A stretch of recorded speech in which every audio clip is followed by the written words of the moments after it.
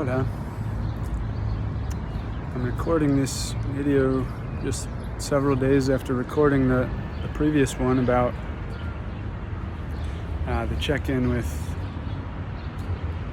the artist's way. I don't normally record videos so quickly. This is a subject that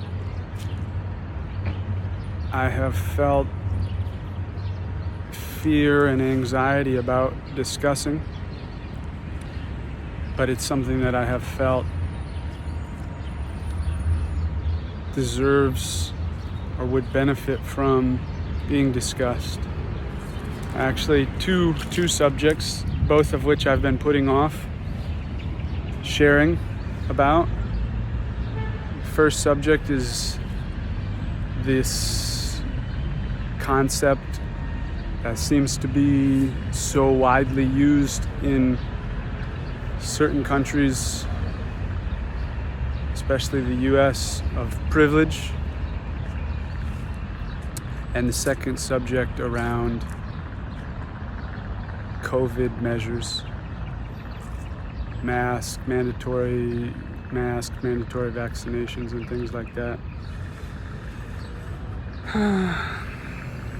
And I have felt for months and more to talk about them, but as I said, I felt fearful to, because in certain areas, and certainly in parts of the United States and other places that live their lives so strongly online and in kind of these alternate realities,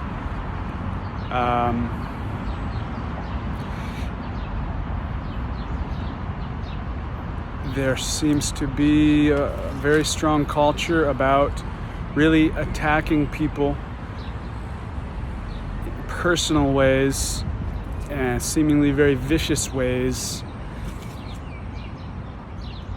when some people disagree with what someone says or does. Especially been very interesting to observe. Especially, it seems, at least, I mean, I won't say especially, there's both sides, both groups of people, it seems. But it seems currently with these sorts of subjects, privilege and COVID measures, that there's this group of people. I'm not a fan of labels. I generally practice not putting labels on, but it's been really interesting to observe, especially since I haven't been in the United States for the majority of the past 5 years, and I have not been in the United States during the majority of COVID. It was mostly in India, also in Uganda, and to observe how previously there was the groups of people who were really supportive, it seemed, of Donald Trump and his messages, which to me were very divisive, very us versus them, I was directly impacted by it. I was dating a woman for 2 years who is Iranian. She lives in Iran. She was not able to come. We were not able to be together in the United States because of Donald Trump's, to me, very un-American legislation which banned certain countries from coming to the United States, the country of the Statue of Liberty, the country of the land of the free. And there are so many things that I do not disagree, or do not agree with or support with Donald Trump's method of acting. And then with COVID and these things, it seems like it's the other group now, where there's such strong demonization, and it's very much us versus them now. It's that group that would generally self-identify as liberal or whatever, and they're the ones attacking, calling people idiots and enforcing measures which in my opinion are inhumane, are dehumanizing, just among other things. So for me, this topic first of privilege, and this has come up, and it's not a term that I have heard overseas, and I've been in, probably, I forget, maybe a dozen countries in the past few years. And like I said, in the past 5 years, I've been the majority overseas. Right now I'm in Spain. Before that, I was in Portugal. Last year, I was in Uganda, Mexico, South Africa, Kenya, India. And before that, I was also in the Balkans, Montenegro. And I passed through Albania, North Macedonia, and Kosovo, Moldova. I haven't heard this term privilege being used the way that it's used in the United States. And so when I came back to the United States in last year, after 15 months in India, at first I was kind of befuddled. I didn't know what it was about. And then I started hearing it over and over. And I've heard it now so many times from so many different places, many of them being people who are friends and family. And to me, it's just the current example of really quite a bizarre thing that I don't really understand where it comes from, but it's not new and it doesn't seem to be uncommon. It's kind of like this. One seems to me to be blaming. It also seems to be this self-hatred that exists in groups of people, and I think this is largely brought about by movies and popular culture, music, news, media, these sorts of things, where it's this self-hatred and subsequently projecting that on other people and attacking. And so this concept of privilege, for me, when I have heard it, and I haven't really had it expressed at me directly very often, but there have been several times, and I'm going to discuss them, not because I feel like I need to prove, hey, this is not right, but because this is my personal experience, and so this is what I can speak to very clearly, instead of making assumptions or extrapolations about what it's like for someone else. So last year, I was having a discussion with a friend that has been a close friend at different times, and this person is a teacher near to San Francisco. So that's one of the largest conglomerations of wealth in the world. Not saying that everyone there is wealthy, and there are certainly many people who are not, but it's an area that has a lot of different resources, but it's also an area that's really in this, what seems to me, the bubble of self-hatred and projection onto others. And I lived in California for near 8 years, and I really enjoyed my time when I was there. I was at a different place in life, and I don't have anything, I'm not about labeling specific places. California is crazy, or Texas is crazy, or or any of that. I'm not into that, but this is where that person's at. And so we were talking, they were discussing their thoughts on vaccinations and how mandatory, or how people who aren't getting it are, whatever term we want to use, basically meaning bad, like they're putting other people at risk and all this sort of thing. And I was discussing other tried and true antiviral methods or immune system boosting methods, such as ingesting turmeric or eating fresh ginger, things like that. And their response was, yeah, well, where my school is, it's a food desert, and so they don't have the privilege like you do of getting access to those things. Now, I don't disagree that there are food deserts in the United States and in other places, and if you're not familiar with the term, it basically means that due to the focus on capitalistic consumerism, there are areas in the United States, which is one of the wealthiest countries in the world. There are areas in many large cities where people don't have access to fresh food. They only have access to processed foods, and subsequently they're not able to get the nutrients that are beneficial for them, and they experience health issues. This is a real thing, and I'm not down with that whatsoever. But this person was saying that to me, her students are in a food desert and they don't have access to the privilege that I do. As if because I was in another country and I was a white person and I have money, that I was this privileged person. Meanwhile, while they were telling me that, I was in Uganda, living living with orphans and war victims, people who have experienced firsthand the child soldiers in northern Uganda or in the Congo. And I didn't want to fight with this person because I don't want my energy with anyone to be putting out that sort of thing. So I didn't go into it further to point out the absurdity in this. But that is a classic example of what I see this word privilege being used.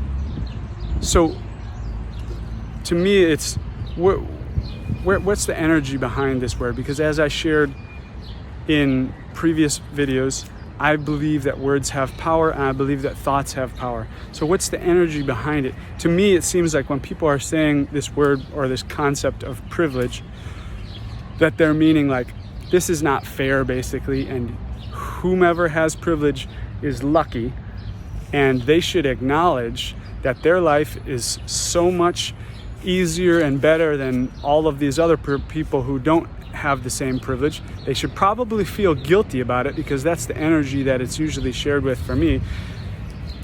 And so subsequently they should feel bad about themselves for the situation that they're in. This to me reinforces lots of different things that I don't agree with and I don't believe are beneficial for an individual or for a society, for both individuals.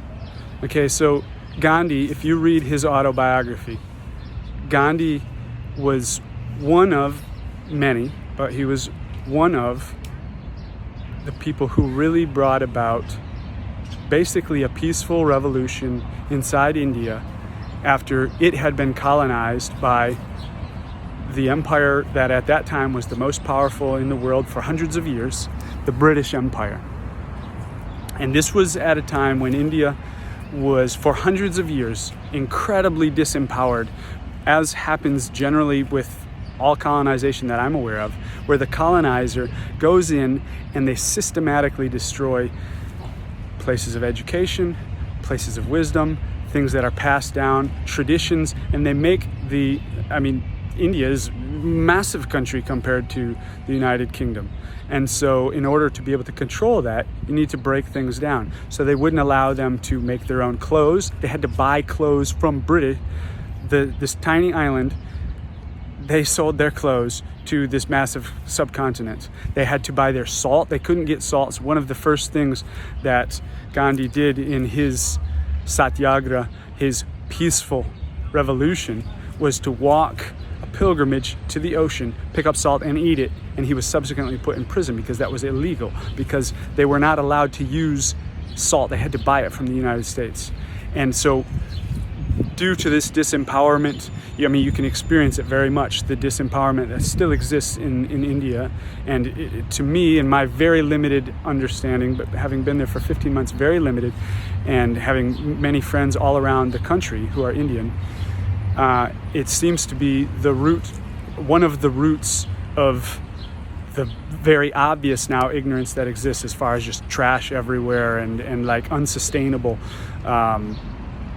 building and destruction and just rampant ignorance there. And there are similar stories in the African continent of African countries that were living, I won't say they were living perfectly, because I'm not aware of anyone who's been living perfectly, but the different colonizers came in and they pitted the Hutus against the Tutsis, and subsequently there have been these incredibly violent civil wars going on in the African continent for decades, because very clearly due to the colonization and the disempowerment.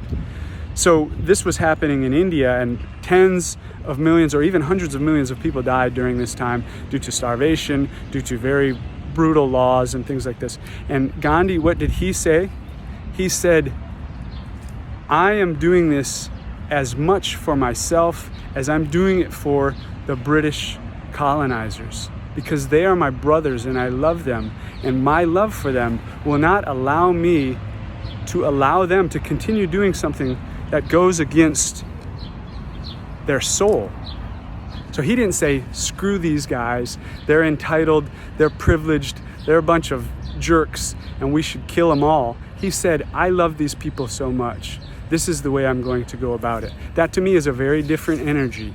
It's acknowledging that there are situations in the world that we can change and that negatively impact people. But it's very different. It's taking personal responsibility, because if you do any real studying of people or modalities that bring about real healing to trauma or to challenges that people experience, and I'm talking about like that actually bring about beneficial results. I'm not talking about step into the Western psychological paradigm that brings about years and years and tens of thousands of dollars of talk therapy, but we don't actually get results.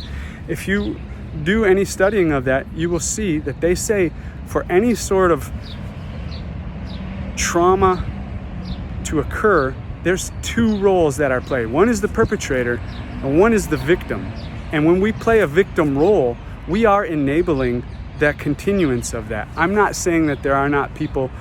I acknowledge there are many people, including me in my own life at different times, and many people around me right now who are in situations where other people or groups or systemic issues are harming them. I'm not denying that whatsoever. I acknowledge that fully. But in my understanding, my belief, the way that we go about healing this is by taking ownership of the role that we play and not by blaming other people. So that is what I hear when I hear this privilege thing, because to me it just doesn't make sense. There, in my opinion, there is no such thing as fairness in the world. There's just what exists, and this currently is what exists. So if I say, oh, this is not right, that person is privileged, then what does that do for my personal power? It says this is how it's going to be because that person is this blank privileged. I'm not this blank privileged, and therefore for the rest of my life or whatever, I'm going to be at this state which is weaker, which is less power, which is less ability to create the life that I want to lead or whatever like that. So it's super disempowering, and it creates this us versus them sort of thing. For me personally, I don't believe that there are evil people out there.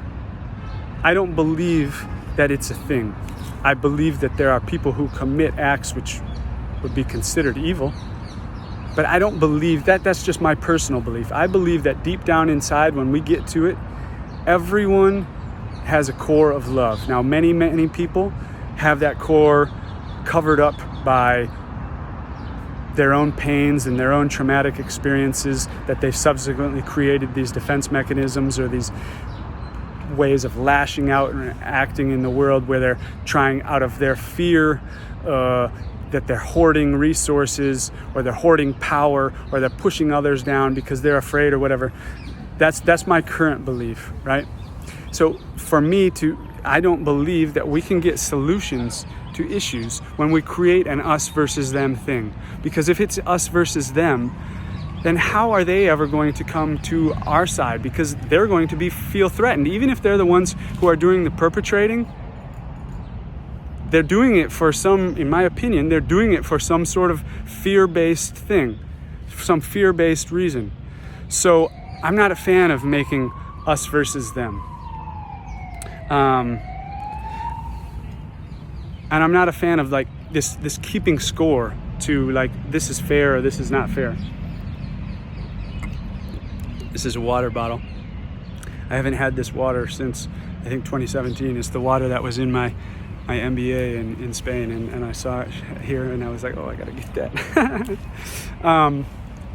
Because it's like, as I just shared in that example, or another example, I recently had someone very close as far as relation use that word privilege, and I was like, oh wow, that's interesting. We literally came from the same childhood, the same upbringing, and I'm being told that I'm privileged because I currently have the life that I live. And so, for example, I'll just share, I've already shared, I receive a small amount of money, but I'm very appreciative of it. But I receive some money every month currently, not forever, currently, from the military veterans agency. And I receive this because I have some hearing damage, I have some damage to my knees and some other things in the 10 years that I was in the military.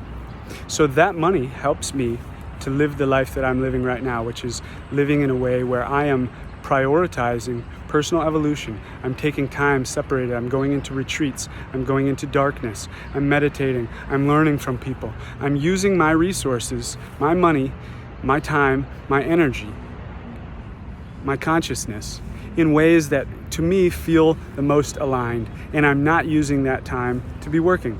And not everyone has that. So is that a privilege that I have this money coming in? Is it a privilege that when I lay down on this side, I can hear crickets? And when I lay on this side, because this ear has such strong tinnitus, I can't hear them? And how do I know what I am not hearing for the years and potentially for the rest of my life, the little bit of richness in life that I'm missing because of this? How do I know that? So is it a privilege that people don't have my hearing issues and they don't also have the money that comes in every month? It doesn't make sense to me. Is it a privilege that we are born in a certain country or a certain ethnicity? I don't believe so, because do I have certain experiences being born in America or being born a Caucasian man, which, by the way, half of my ancestors are Polish, and Poland was one of the most destroyed countries in World War II, and members of my family we lost track of during World War II. Is that a privilege that I am a white person who has that history? I have experiences in the United States that people, my friends in Africa, my friends in India, my friends in Latin America don't have. And some of those experiences involve money. Even though my family grew up, when I was a child, we grew up dropping stones and golf balls through the floor of our truck because our trucks were so rusted out that we would drive them till they died, then we would break them down and cut them up and take them to the scrapyard to make money. Be that as it may, I still had experiences because I was in the United States that my friends in India or Bangladesh or Nepal or Uganda, they don't have. And so they also have experiences that I don't have. Was it when I was growing up, did my parents raise us, hey, your friends, those ones that live on the country club, they're privileged. Yeah, we should feel bitter about it, and we should disempower ourselves, and we should attack them. No, because guess what? Those friends who lived on the country club, they had TVs. My family didn't have a TV. So we were outside all the time.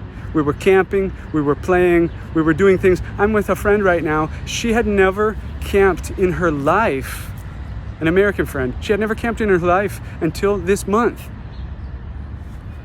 So was she privileged because she grew up with more money and she didn't get to experience nature like I did with having less money?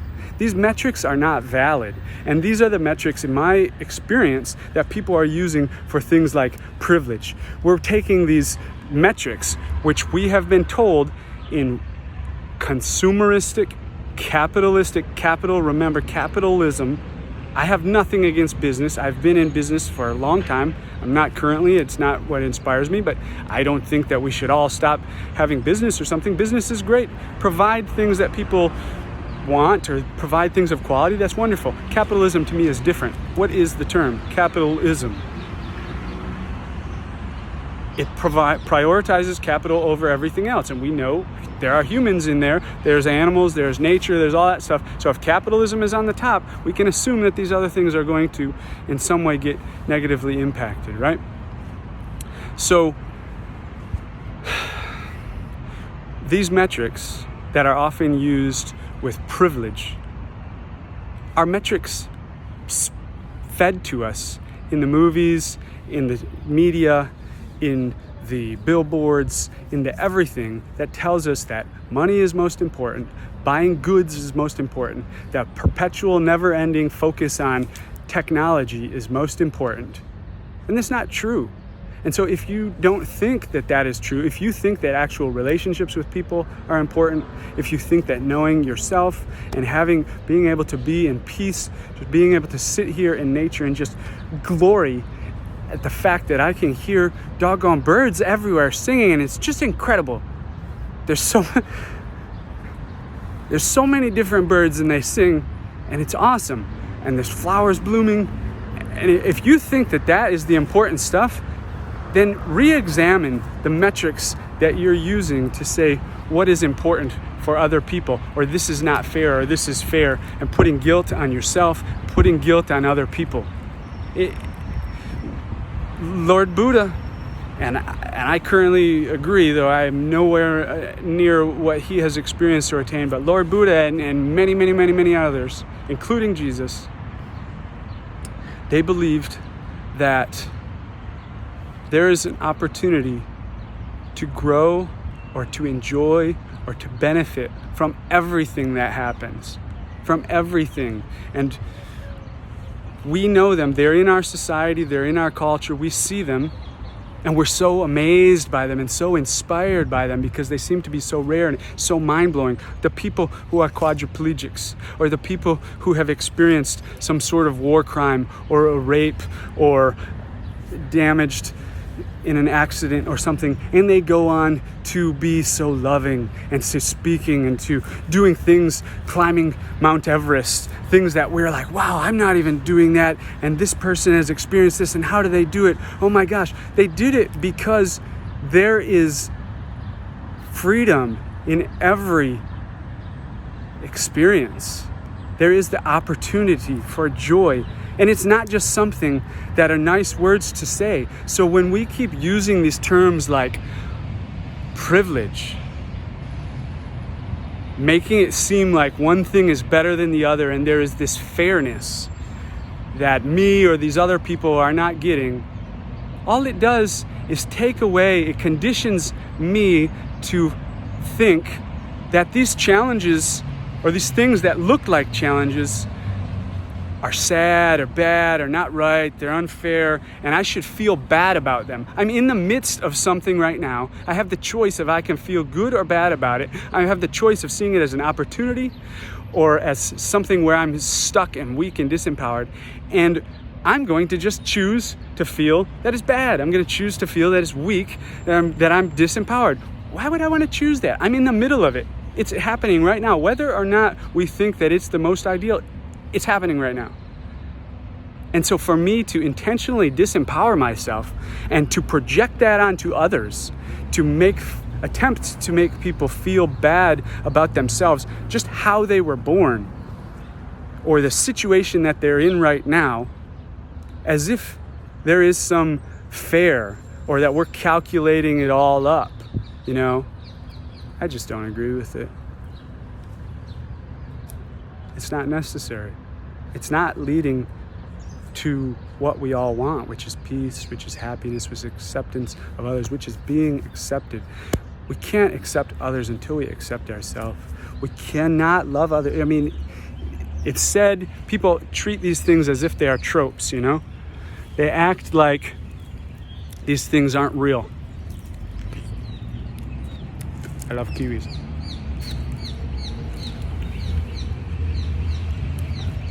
It's true. How do you do anything that you don't know how to do? How can you do it? How can you drive a car when you don't know how to drive a car? So how can you love other people if you don't know how to love yourself? And how can you love yourself if you're continually doing things to put judgment on yourself and say that you're bad because of the way you are, of thinking something that is unchangeable. You are born this way, you are born from this country, you are born with this skin color, you currently have this amount of money or this whatever it is, privilege, this health privilege, this opportunity because of the city that you're in or whatever. How can you love other people when you don't love yourself? I don't believe it's possible. So let's practice grace.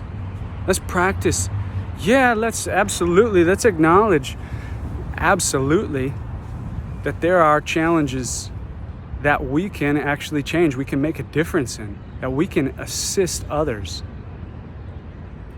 Just right before, because I was feeling uncomfortable, like I said, to share this. And so just before, I was sitting right here. I said, before I go in to sharing this, I'm feeling some anxiety. I'm going to sit in meditation for a bit. And I turn on my phone. It's called coherent breathing. I believe I shared it on Facebook, but it's just breathing at this pace, 5 seconds in, 5 seconds out, something like that. And so the phone, it just has a gong. It goes doom, doom. I set the phone next to me. And I have my eyes closed. I'm sitting in meditation. I'm letting go of this anxiety. I'm coming at peace. And all of a sudden, the gong stops. I said, that's a little strange. It's only been a few minutes. I was going to do 12. And I open my eyes and I look, and there's a man walking away with my phone in his pocket. Now I've been traveling, like I said, I've been living in other countries for the vast majority of the past 5 years. I don't remember having anything stolen. And that's in over a dozen countries, as I just mentioned, many other places that people generally who watch movies or who believe in cultural stereotypes would think are dangerous. I don't remember having anything stolen, and here this man is walking away with my phone. So I jog over to him and I say, "Hey brother, what are you doing? Why are you taking my phone?" And he turns around, he's about my age, and he's got a little posturing going on. And I felt a little spooled up. I didn't feel nearly as spooled up as I used to be when I was really believing that, like, we need to fight things, in order to solve problems. I felt a little spooled up, but basically I just said, "Hey brother, what are you doing? Why are you doing this?" And at first he had this posturing going on. I said, "Why do you do this?" And he said, "I need money." And I said, "Well, why didn't you just ask me?" And I pull out my wallet and I give him 50 euros. And his friend walks by to see what's going on. And I said, "Are you friends with him?" He said, "Yeah." I said, "Here, take this 50 euros. And I give him 50 euros. And I do that not because I was afraid of them, not because I support what they're doing. I do it because we're brothers. And he's in a situation that I know he doesn't want to be in. Whether or not he needs the money, whether or not when he was crying and when he's hugging me and when he's apologizing over and over, whether or not that was real, I don't care. I know in my core that he's at a place where he's choosing to do things that he doesn't actually want to do deep down inside. It doesn't matter if he's a millionaire. I don't believe that people want to act like that. And instead, I can connect with him. I can let him know that I see he's a human. I can let him know that I'm here for him. That we do this together. We do it together. Together. Together is not division. Together is not blaming. Together is not pointing fingers at people. Together is not saying that I'm stuck like this forever and it's everybody else's fault. Together acknowledges the situation. I didn't let him take the phone. I didn't say, "Go right ahead and take the phone." I said, "Oh, I don't know what's happening." I'm denying that it exists. It exists. This man tried to take my phone. I stopped. If he wanted to fight, I wouldn't have fought him because I am not interested in perpetuating that energy. To me, perpetuating that energy is more harmful than me having to figure out in another country what to do to get a phone. Instead, I said, "Hey brother, I see you. I hear you. I don't know what you got going on. I forgive you. I acknowledge you. I accept you.